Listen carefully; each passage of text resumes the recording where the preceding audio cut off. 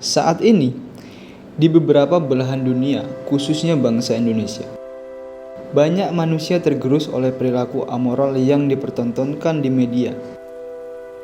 Bahkan tanpa disadari, peristiwa itu terjadi di sekitar kita dan menjadi pakaian sehari-hari. Kita memahami bahwa tindakan dan perilaku tersebut sudah keluar dari radar kemanusiaan. Seperti halnya korupsi, narkoba, kekerasan seksual, diskriminasi, kriminalisasi, teroris, penjajahan, dan perang dunia hari ini menjadi tontonan sehari-hari dari segala kalangan, yang kemudian tidak sedikit menjadi tuntunan masyarakat. Fenomena buruk tersebut sebenarnya merupakan bentuk penyimpangan. Penyimpangan dari hal apa? Penyimpangan dari fungsi dan tujuan hidup seorang insan di muka bumi. Mengapa bisa terjadi hal demikian? Mengapa manusia hari ini berperilaku menyimpang dari fungsi dasar fitrahnya sebagai manusia?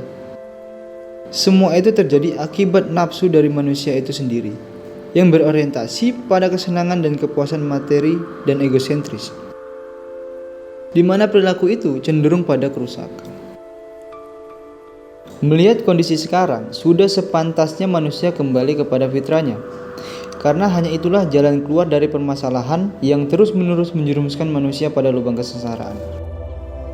Apakah dengan mempertahankan hidup di tengah kekacauan akan memberi damai pada manusia? Tentu tidak. Tidak ada kedamaian di dunia yang diwarnai hukum berlandaskan hawa nafsu. Apakah dengan kembali kepada fitrahnya manusia dapat membebaskan diri dari hukum durjana dunia ini? Jawabannya sangat jelas, tentu. Sebenarnya, apa fitrah manusia itu? Apa fungsi Anda sebagai manusia di bumi ini? Apakah untuk memperkaya diri? Apakah untuk memperkasai kekuasaan? Atau hanya untuk sekedar menimbun kebahagiaan pribadi? Perhatikanlah Quran Surat Ar-Rum ayat 30.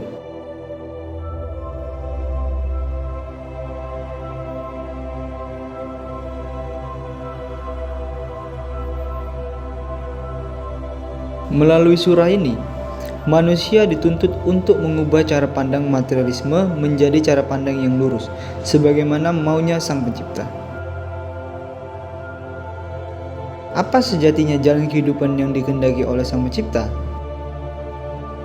Jalan kehidupan itu haruslah kembali kepada dasar hukum menurut ketetapannya. Pada hari ini, tidak semua orang bisa mengetahuinya, kecuali orang-orang yang cerdas. Apakah Anda salah satu orang yang cerdas itu? Kembali kepada fitrah adalah pilihan yang cerdas sekaligus solusi terbaik dari kerusakan moral manusia dan alam. Bukankah perilaku manusia dan alam merupakan ayat-ayat Tuhan yang tersirat? Melalui bahasa tersirat itu, Tuhan mengisyaratkan kebenaran yang menjadi pedoman bagi segenap umat manusia. Kebenaran yang manakah yang dimaksud? Itulah kebenaran yang mutlak. Kebenaran mutlak hanya ada pada Tuhan semesta alam, yang termaktub dalam kitab-kitabnya, yang dibawa oleh utusan-utusan Dia. Kenapa harus kembali kepada kitab? Karena semua kitab Tuhan semesta alam memiliki kebenaran yang objektif, dan ia tidak berpihak kepada poros apapun dan siapapun.